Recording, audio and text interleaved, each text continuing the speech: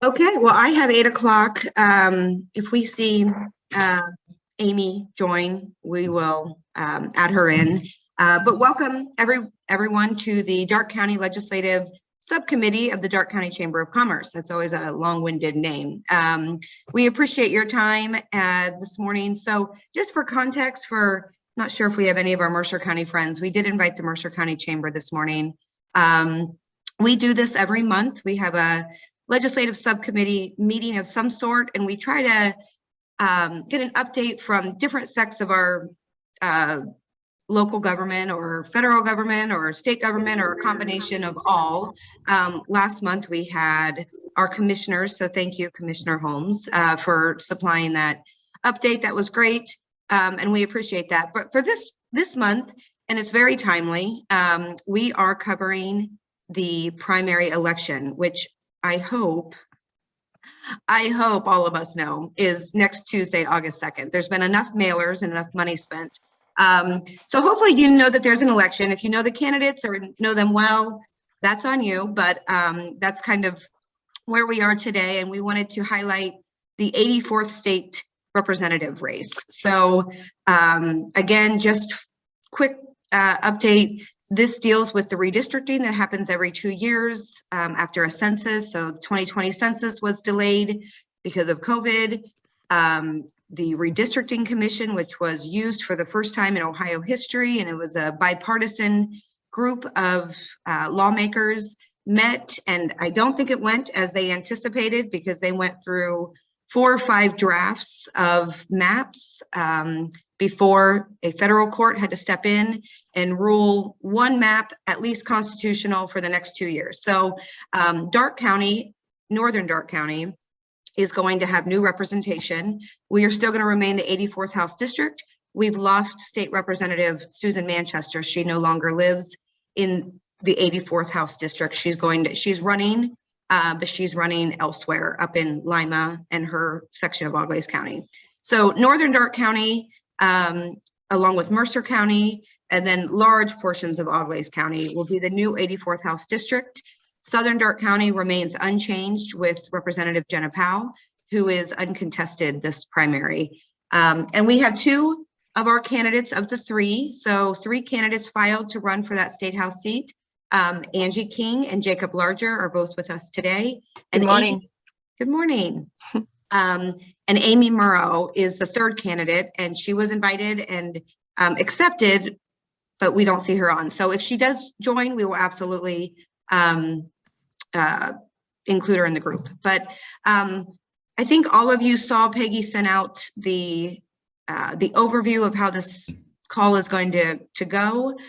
So just, obviously this isn't a debate, it's not confrontational, it's more introductory, more information-based on the business side of policy. So we are going to open up with just a 5-minute introduction from each candidate, and then get into just a few business-minded questions for the candidates to answer as well. Before we get started, and I always forget to do this, Peggy, so I'm going to cover the bases.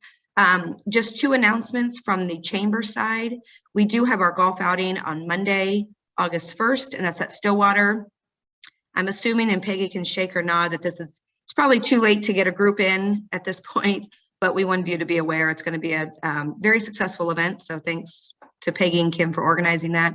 And then August 12th is an ag tour that is being organized as well. And that's going to feature a local farming operation here in Darke County, and followed up by lunch at Silas. So that's a good opportunity to kind of understand our agricultural industry, which is so important to Darke County. So, and that is still an open invitation to anyone that would be interested in attending. So you can reach out to Peggy or Kim on that. So in order, I think we're just going to go by last name. So we're going to open up with Angie King. K becomes before L, as I just, covered the basis with my kindergartner yesterday. Sure. So Angie, do you want to give an introduction of yourself? Sure. Well, thank you. Good morning to everyone. I would like to thank the Chamber for the opportunity to be with you this morning. Again, my name is Angie King, and it's my honor to represent you and our way of life at the State House. I'm a conservative Republican. I'm the only candidate endorsed by the Ohio Right to Life and the Right to Life Action Coalition, and the only candidate to be endorsed by both Congressman Warren Davidson and State Auditor Keith Faber. And as your next state representative, I'm well equipped to be your voice. I have both the experience, the dedication to continue the conservative leadership we expect in the 84th district. I want to make a difference. I want to make sure that Ohio is a safe and a prosperous state for our families and for future generations. I grew up the oldest of 5 in a farming family where the values of hard work, faith, and giving back to the community were taught and modeled. My parents are both in their late 70s, and my father is still farming. I've been blessed with the opportunity to be a small business owner, a wife, mother, and a grandmother. My husband, Mark, and I have been married for 31 years. We have 2 adult children, and as of last week, we have 3 grandchildren. I both live and work in the district. I understand our values and our culture. For 25 years, I've been a small business owner. I've been involved in buying, selling, and managing real estate. I bought my first property to remodel and resell when I was, I believe, 6 months pregnant. And my husband was supportive, but did think that I was a bit crazy. But 25 years later, along with a nice real estate portfolio, he's 100% on board. So I'm also a licensed realtor, and I've faithfully served my community for more than 20 years. I've served 11 years in Salina City Council, where we had the responsibility and oversight of a budget of approximately $40 million. And I'm currently beginning my 10th year as the Mercer County Recorder. So these experiences provide me with the advantage of knowing how potential policy will impact not only local city government, but county government as well. So in addition to the small business experience, I believe the thing that sets me apart from others in this race is that I have already impacted policy, both the state and the federal level. You know, anyone can call themselves a proven leader, but proven leadership requires a record of past performance. And I have a long history of not only serving the local Republican Party, nearly 25 years, but I've also influenced policy at both the state and federal level. I worked with the state of Ohio to impact newborn infant hearing screening, and I worked with the U.S. Department of Education to update language in their Individuals with Disability Education Act to ensure that all parents receive the full range of options for their deaf and hard of hearing children. When I was a city council member and the city of Salina was under an unfunded EPA mandate to update our water treatment facility, I initiated a solo visit to Washington, D.C. to meet with our representatives and discuss funding for our water treatment facility. That visit netted a $750,000 federal line item to the city of Salina to update their water treatment facility. And as a recorder, I sought a seat on the Ohio Housing Trust Fund Advisory Committee. I was appointed by the governor and have been the only county recorder to serve on this state advisory committee. And prior to my advocacy, the county recorders had never had a seat at the table. I've been involved in the local Republican Party for nearly 25 years. I served as a teenage Republican advisor for nearly a decade. Also served as the president and vice president of the Young Republicans, helped countless campaigns, chaired numerous Reagan dinners, served on George W. Bush's Disability Advisory Committee, and also was the alternate delegate for the National Republican Convention. And I've sat on several state and local boards through over the years. I've supported our local chamber for nearly 20 years, and I think I've only missed 1 or 2 banquets during that time. Both my husband and I are both small business owners, so I have a firsthand experience in creating and growing jobs. I understand how important small businesses are to our local community. And I'd humbly ask for your support and your vote in the August 2nd primary, which is just around the corner. Thank you. Thanks, Angie. Jacob? Absolutely. I appreciate the opportunity to speak with you all today. Small business has always been close to my heart. I always will value my time with NFIB, being an advocate and a grassroots manager throughout the state of Ohio, meeting with great small business owners and understanding a little bit of the impact that you have in your own communities, but also the ideas that you brought to the table to make sure that we were advocating for you in the right ways in Columbus. But my name is Jacob Larger. I currently serve as the Village Council President in New Bremen, Ohio. I am married to my beautiful wife, Maria. She's given me 3 beautiful daughters. So there's a lot of pink in the Larger household these days. And as of about a week ago, we've been married for 10 years. So I'm not entirely sure that she wanted to have our 10-year anniversary on the campaign trail, but thankfully she's understood the entire time. But any which way, so really my career has been centered around workforce, making sure that we can find people good jobs and making sure that we can find employers the quality talent that they need in order to grow and sustain their businesses. For about the last decade, I've held various roles in a workforce capacity, and that's really what got me involved in this race. Over the last 2 years, we've seen probably the worst workforce crisis that we've had, certainly in my lifetime, probably decades before that as well. So I wanted to try and bring my experience to Columbus to try and address some of that. Really, common sense is sort of the focal point of my campaign. We need to get back to common sense leadership. We need to get back to common sense policy in Columbus. We just implicitly understand that West Central Ohio.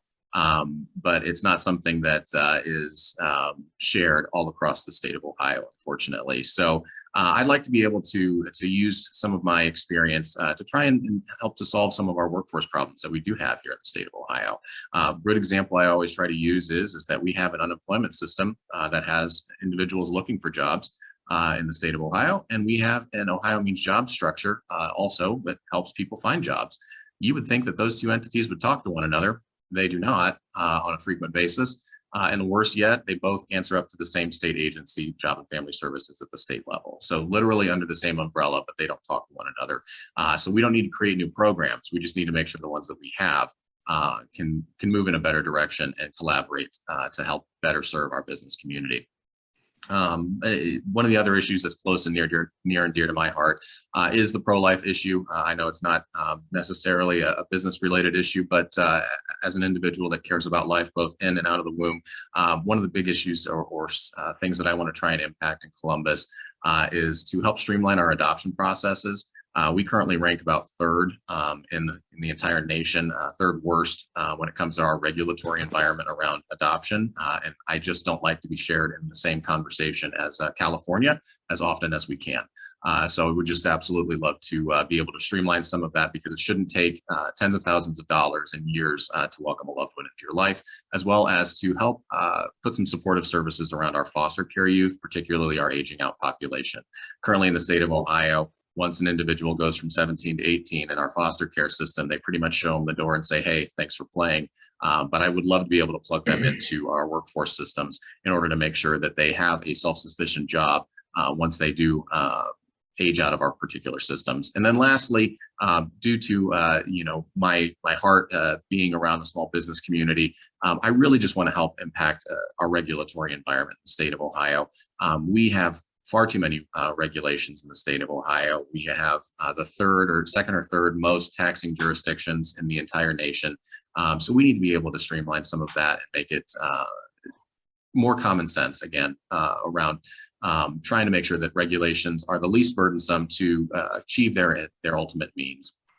A good example I always use for this is that 2.5 years ago, we would talk to small business owners that would tell us that, they would never be able to do remote work. It just doesn't work for their business. And within a month after COVID hit, they figured out how to do remote work. But yet the state of Ohio has regulations that sit on the books for up to 5 years without being looked at.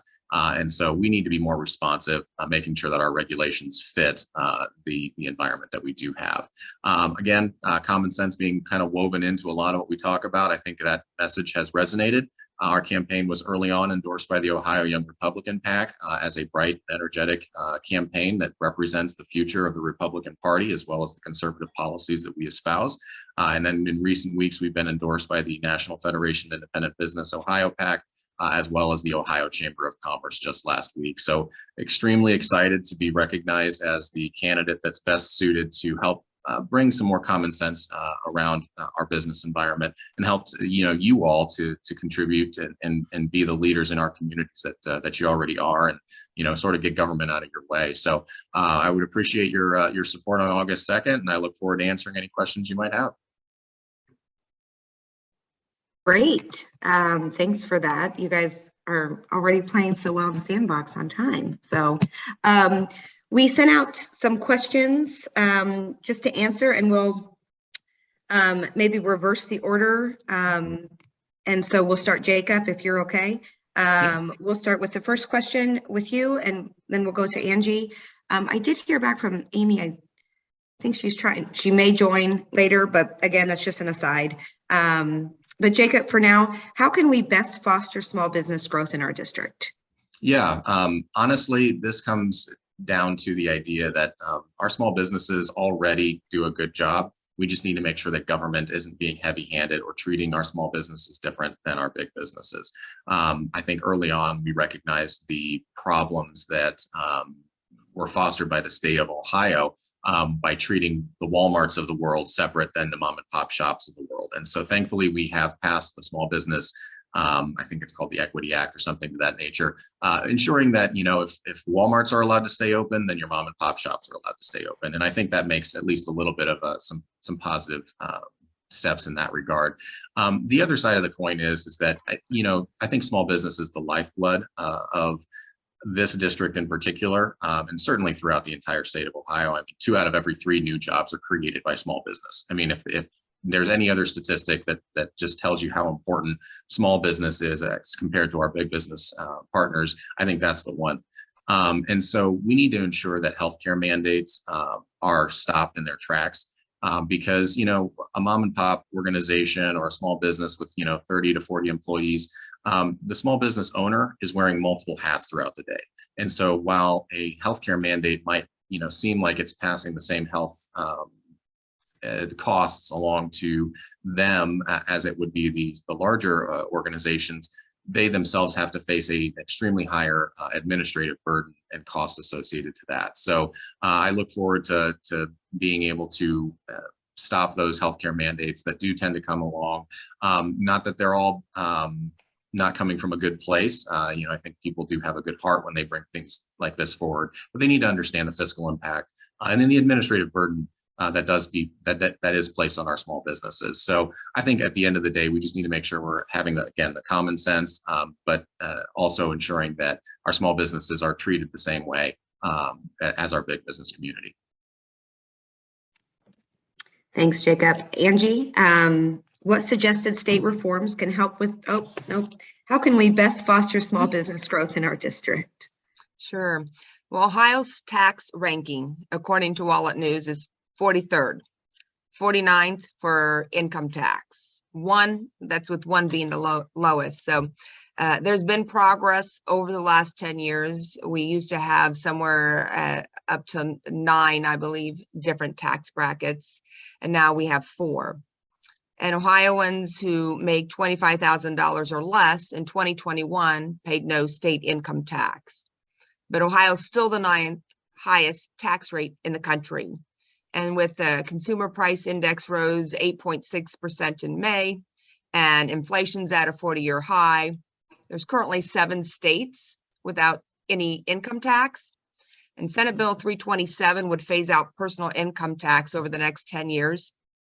I am supportive of eliminating our state income tax, but I'm of the opinion, why wait 10 years? We need to be bold and move quickly because Ohioans need relief. Second area of reform as far as taxes that do directly impact small businesses is the CAT tax, commercial activity tax.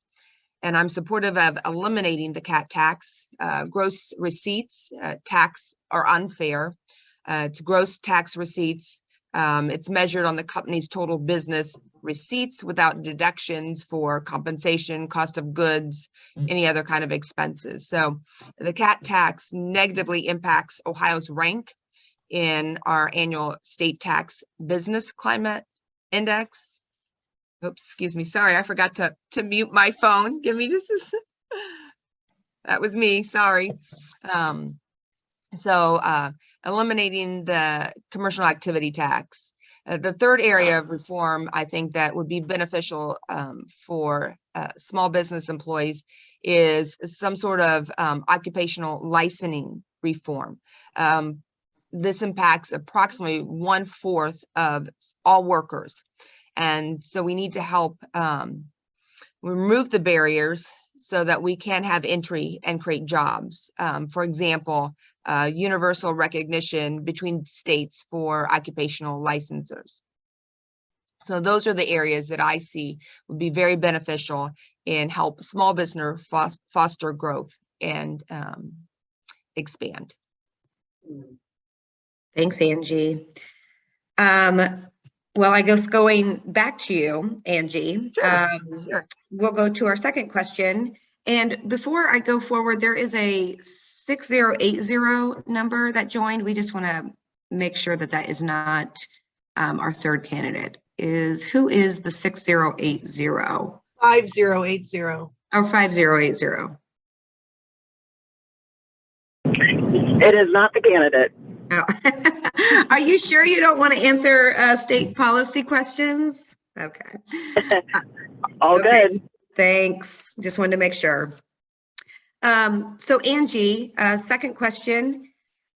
What suggested state reforms can help with the workforce crisis that our employees are facing? And just, context there, I think you hear it in Mercer County, Auglaize County, all over the district, that the workforce is our small business, large business, and everywhere in between. It's their number one concern, is just staffing and having enough people to be able to accomplish and fill their orders and fill their shifts and all of that. So this is where that's coming. So what suggested state reforms can help with this crisis that so many of our local business owners are facing right now? Sure, Katie, thank you. And you're right. I hear this, every business owner that I've met with saying the same thing, and you can see it just driving down every street corner, help wanted signs. And sadly, employers all across the U.S. are struggling with staffing their businesses and retaining new hires, whether it's nursing homes, schools, hospitals, restaurant chains, hotels, construction workers. Everybody's struggling to find workers. The labor force participation rate still hasn't recovered from the pre-pandemic levels. 1 in 3 women have decided to stay home and care for their children. I believe it's unemployment benefits, stimulus checks. The lockdown contributed to families adding, I think I saw the number was somewhere around $4 trillion to their savings accounts since 2020. And 28% of the women have reported that their spouse makes enough money that working full-time is not as critical as it once was. So I think higher income as well as savings has given some economic stability and is allowing many individuals to sit out of the labor force. I believe unemployment benefits are disincentivizing individuals from getting back into the workforce. If unemployment benefits are too generous or the duration is too long, workers may choose to stay home because they make more money from the government. Another idea nobody really seems to talk about is our seniors. Instead of punishing retirees who want to rejoin the workforce, let's raise the income, the threshold for Social Security, and let retirees return to work. That limit hasn't been raised in years. And there's older Americans with years of experience that shouldn't be penalized for wanting to regain employment, and they'd add a great benefit to our local workforce.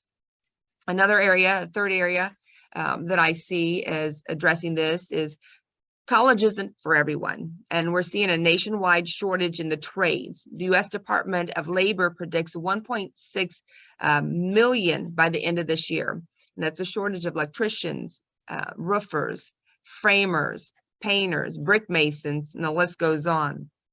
And I believe Ohio students are eligible for free tuition to earn college credits. And I believe construction training should be added to that. High school students enrolled in a U.S. Department of Labor certified apprentice training program should also be eligible for state funding. Ohio has a manufacturing program for 16 and 17-year-olds. And again, let's expand that to include construction trades. The trade and apprentice programs will not only build a workforce pipeline, but will address the state's brain drain and migration issues. Thanks, Angie. Thank you. Jacob, with that same context in mind, what suggested state reforms can help with the workforce crisis that our employers are facing? Yeah, absolutely. I appreciate the question there. Just kind of put this into perspective as to exactly the kind of crisis we're facing when it comes to our workforce. A lot of people like to focus on our unemployment rate. Like, oh, how can we possibly find enough workers if our unemployment rate is just so darn low? Well, an unemployment rate is a measure of how many people are out of the workforce and want to find a job. If we were able to take everybody that's on unemployment today and find them a job tomorrow, our labor force participation rate, which is a measure of the individuals that are able to work in the United States and in the state of Ohio, we would move that labor force participation rate by less than 1%. That means we've got not people sitting on the sidelines waiting to get in the game. We've got people sitting in the stands that have given up on the game completely. And so we need to be able to re-incentivize people. Unfortunately, I mean, to Angie's point, we in the state of Ohio and throughout the United States, we disincentivize people over the last 2.5 years from keeping jobs or staying in the workforce. Anecdotally, I work for a workforce agency, and we hear, these stories come up all the time that, I'm a factory worker and I was deemed essential, but my friends that were at another factory were not deemed essential. So they got to go home from their $22, $23 an hour jobs, and they went on unemployment at $27 an hour. So here I am working my tail off at $22 to $23 an hour, which was, a good wage at the time. And my friends are sitting on their rear ends in their homes, playing video games or whatever it might be, earning more. And so our government had these unfortunate disincentives from re-entering into the workforce. And so it has impacted us today. So we need to be able to start putting that genie back in the bottle. I think here in our district, we do a good job of this. Just anecdotally, we are just a group of individuals that understands the value of hard work. Both my grandparents farmed. I grew up baling hay on their farms. So it was just one of those things that you just did it. It was hard work, and you found value in it. But I think our issue is the rural brain drain. We have so many individuals. Heck, myself was included. I went to Columbus. I got my education, and I stayed there. If it wasn't for, meeting a nice girl from Minster, Ohio, who, we had our first child and decided that we wanted to move back into the area, who's to say that we wouldn't be part of that so-called boomerang generation of individuals that went away and then came back to start our families. So we need to be able to connect our talent in the high school, time frame to local employers early on.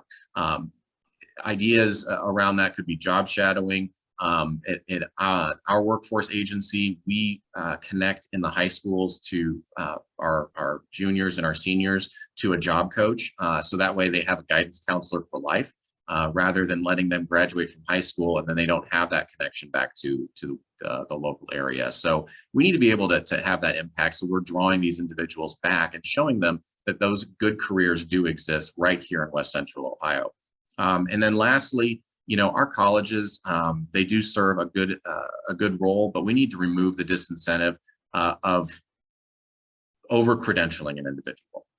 A good example of this, I did have the opportunity to work for a local community college, and we would see this happen quite frequently where, a Jacob Larger Incorporated would come up and say, hey, we need widget makers, and we're willing to pay for that training. It's going to take 12 credit hours in order for that individual to be employed. Well, a local community college gets an incentive to get to 30, which is a certificate level.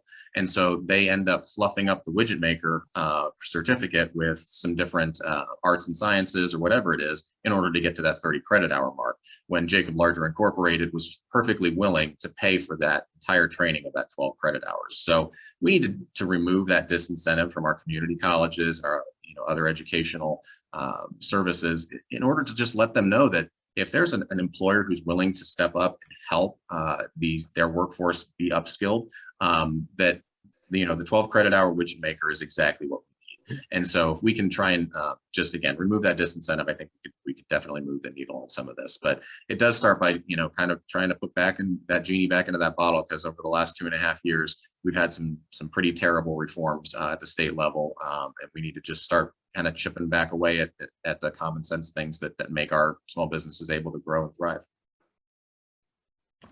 Thanks, Jacob.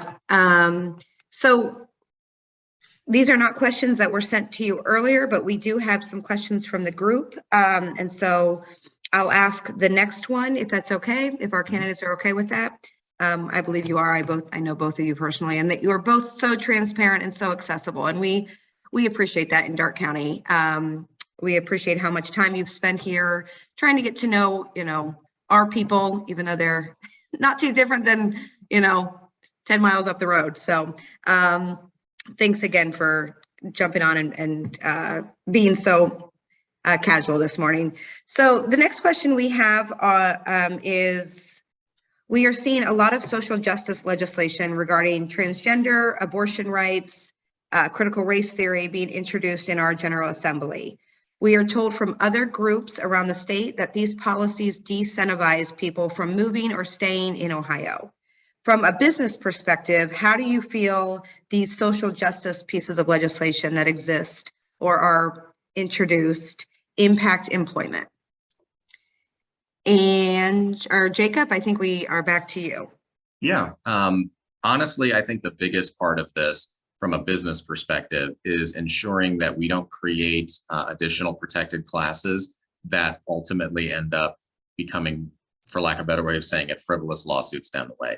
I have the honor of serving in a human resources capacity with the agency in which I'm employed. And I can tell you that when someone gets negative employment actions, they immediately go to the defensive. And so when you expand protected classes, be it gender identity or sexual identity or whatever it may be, it does create additional pathways for an individual to pursue legal action against an employer. And, bad actors should be punished. If you are truly, taking advantage of an individual protected class because of that individual's protected class, that's why the law exists. But when you allow for additional expanded protected classes, generally speaking, again, negative employment actions, people tend to go to, it's not my fault, it must be my employer's. And so, they file these lawsuits, they go to various state agencies and boards and file these affidavits or whatever it may be. And then the employer is caught in spending dollars, time, energy, resources to contact attorneys or whatever it may be, in order to fight those potential allegations. And at the end of the day, even though those end up becoming frivolous, that's still time, energy, and money wasted by our small business community. So I think these pieces of legislation, we need to make sure that they're not expanding our protected classes, because it has a disproportionate effect on our small business community. I can't speak to whether or not the expanded acceptance of these various classes does have a positive impact. I mean, in West Central Ohio, I can tell you, we were raised that, love your neighbor as yourself. It doesn't mean I have to agree with your lifestyle. So I think, again, I'll go with the idea that we just want to make sure that we're insulating our small business community from the idea of having these additional classes of individuals that might be able to pursue legal action. So I think that's probably the easiest way to kind of talk about this particular topic is that, look, we're not going to disagree about one way or another on who you are or what you claim to be, but we want to make sure that our business community isn't the one that's taking the negative action on this. Thanks, Jacob. Angie, do you want me to reread the question? Yes, if you would. Sure. We are seeing a lot of social justice legislation regarding transgender rights, abortion rights, and CRT introduced in our General Assembly. We are told from other groups around the state that these policies disincentivize people from moving or staying in Ohio. From a business perspective, how do you feel these impact employment? Sure. And I've read some of those articles as well as justification for example, Pride Month was just we just went through Pride Month and the promotion of that. I've been a strong proponent for right to life, for sanctuary cities, and I've taken a lot of heat personally from groups that don't agree with the issue of life, and wanted to know personally what I plan to do on their behalf. And it's real simple. I'm going to defend the Constitution, both the United States and the Ohio Constitution. I'll fight for lower taxes. If you have an issue with a State Department, call me. I'll help you get it sorted out. I'll protect those rights afforded to you by the Constitution, but I'm not going to support special rights or special classifications. I'm also been strong proponent of parental rights, and have said on record that education, we need to get back to the basics: reading, writing, and arithmetic. Sexual orientation, gender identity, and these woke pronouns have no place in our educational system. I support Jenna Powell's bill of Save Women's Sports. I had our youngest daughter played volleyball in high school. She's rather shorter than I am, and she was a great server, great setter, but at the net, she didn't do very well and took a lot of spikes and ended up having several concussions, to the point where the doctor told her it just wasn't a good idea for her to continue to play.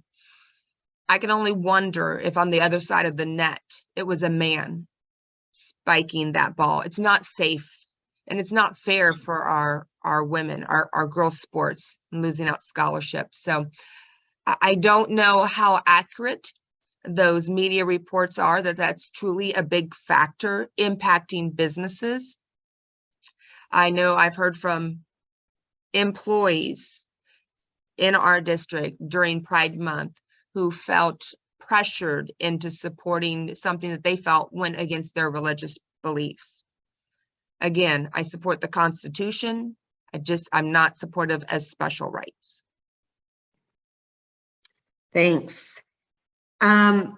And for the group, if you have any other questions, I think Peggy sent out a chat. You can continue to ask them that way. The last question that we received, and then we can just do a quick wrap up, is agriculture is our #1 industry in Darke County. Many in Columbus don't associate farming with business, but it is in terms of revenue, employment, and tax receipts. What, if any, reforms do you feel are relevant or needed in Columbus for our farming partners? And Angie, we will open up with you. Sure. Well, I'm a farmer's daughter, proud to be a farmer's daughter. I grew up in a farming family. My dad, like I said, still farms. I'm not actively involved in the day-to-day operations. I do have a small farm. I cash rent it, so I'm not involved in the day-to-day operations. So I understand the economic impact to our district. The highest in cash receipts historically for years, highest in cash receipts. #1 in eggs, in hogs, cattle. I mean, we are so blessed in this district, and I don't think city folks understand the importance and what the economic impact of agriculture. I just had this discussion with a local farmer One of the issues that I'm hearing about locally is concerning alternative energies. And tenant farmers are having a hard time competing. And I know this is kind of a hotly contested issue, depending on what side of you sit on. But our solar and wind are still receiving subsidies. It's no longer new technology. And I had a young farmer say he can't compete when the solar energy companies are offering $800 an acre. He can't compete to rent that farm at $175 to $250 an acre. So we are, whoops. Sorry, my husband just walked through. So we are picking winners and losers. We're giving up farm production, and we're disincentivizing young farmers. We're making it difficult for them. And so I think that's probably the issue that I hear most from, is just to level the playing field, remove or limit the subsidies so that everybody has a fair chance. So that's what I'm hearing when I'm out in the district from the farmers, is that's their area of concern, is the unfairness in the subsidies and their inability to compete against the solar leases or windmill leases. And I've had that in my own self. I've gotten, probably in the last 3 or 4 months, 3 letters from various solar companies wanting to lease land from me. And I'm 3rd generation, and for me, I'm ag, and so I've not contacted them. But that's personal. I understand property rights of the individual, but I believe we need to be smart about it and how we do zone. Thanks, Angie. Jacob, I can repeat the question for you if I can find it. Ag is our #1 industry. Many in Columbus don't associate farming with business. What, if any, reforms do you have for our ag partners? Yeah, absolutely. I appreciate the question. I always have to say that when Congressman Jim Jordan says this the best, here in Ohio, we make things, we move things, and we grow things. And that's our bread and butter. Again, growing up in an agricultural community, I feel like the further you are generationally away from a farmer in your family, you lose that work ethic that our farmers have given us. So I look at my grandfathers and some of my aunts and uncles that are still own farms, and I think to myself, hey, I can't let my children lose that work ethic. So our farmers need to have the protections in place, just the same way that some of our other businesses do as well. I think we're moving in a better direction. Susan Manchester recently was able to get a bill across the table on new farmer or beginning farmer tax credits. So an individual that's looking to transfer a farm to a new farmer does have some ability to do that a little bit easier, because it is cost prohibitive for a young individual to get into the farming business. So anything that the state can do to kind of lessen that burden, there's just ways that our Treasury has the ability to kind of pull some levers to make some of those things happen. And so I think that's a step in the right direction. I think there's more that can be done there, but that's definitely something we can take a look at. And then I think a lot of this comes down to the consistency that I talked about in our regulatory environment. That there was some Enlist products that were purchased, I want to say in December of last year, by some of our farmers, and within about a week, it was an EPA or FDA, I can't remember which federal agency, came down and said, oh, there's a beetle that grows in southern Darke County, so you're not allowed to use that product anymore. And it's like, well, you just spent $15,000 on this seed, trying to get ahead of the ball game, and now suddenly we're being told that we're not allowed to put that into the farm, into our land. And so the consistency there, we need to have more common sense around that regulatory environment to make sure that our farmers aren't met with these increasing burdens simply because some random government actor, unelected bureaucrat, for lack of a better way of saying it, made some decisions and ultimately had a detrimental effect on the impact on our farming community. And then lastly, the amount of diesel fuel that needs to go into to having a farm, If we can pass along some savings in that regard, I think would make a lot of sense. And so, when people talk about doing a potential gas holiday, I think this makes a lot of sense for our farming community as well. I don't want to take away funds from the fixing our roads and bridges, because anybody that's driven through, particularly some of our interstates recently, we still need to do a lot of repairs. But Ohio doesn't have a taxing problem, or I'm sorry, a revenue problem. We have a spending problem. And so there are definite areas where we could potentially shift some of these dollars in order to accommodate a potential fuel tax holiday. And so I think that would be something that we could do in the immediate future to help have an impact right now that would potentially help some of our farmers. So there's multiple ways that we can sort of attack this issue, but I think those are probably the areas that I'd focus on from the get-go.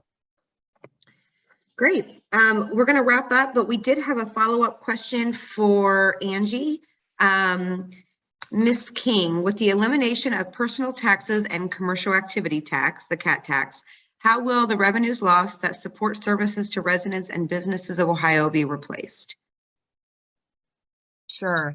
And the legislature, because there is a Senate bill, I believe it's 327, that is going to initiate the repeal of the estate income tax. The numbers and the data that they have indicate by removing the tax that will draw people back to the state to increase and offset the deficit, or deficit's not the right word, but the loss of the income from the tax, because of it being removed, that it will draw, the data shows that it'll draw people back to the state and more than compensate that, and they can have justification of the elimination of those tax. Okay. Well, I appreciate that. Again, thanks to both of you. I don't see any other questions from our group. But, just as an aside, and I know I mentioned this before, both Jacob and Angie are, New Bremen, Salina, very local to us. We're all very much cut from the same cloth. So we appreciate your time this morning. You guys have spent a lot of time in Darke County. I think it speaks volumes that you have taken so much of your personal time, and running for office is definitely a sacrifice. You're away from your families, you're spending a lot of your own assets and time away from your everything to represent us. So we do appreciate that. Darke County is unique in the fact that we are split, so we are represented by two sets of state delegates, with Senator Steve Huffman and Jenna Powell in the South, President Matt Huffman and Susan Manchester currently in the North. And so we appreciate that kind of that camaraderie that exists. And we understand that it presents a little bit of unique differences, because when you're in Darke County, you never know if you're talking to a constituent really that lives in the 84th or the 80th. So just a heads up there, but we do appreciate all of the time and all the effort and really your willingness to serve.